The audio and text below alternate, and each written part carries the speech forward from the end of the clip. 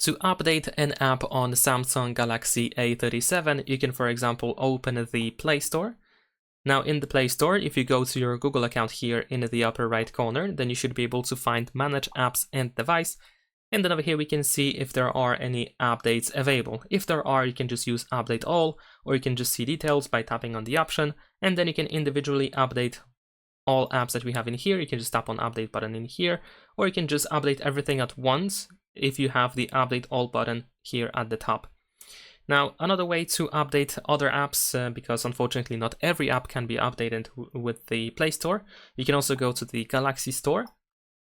And in this case, if we go to menu here in the bottom right corner, then we can find updates option as well.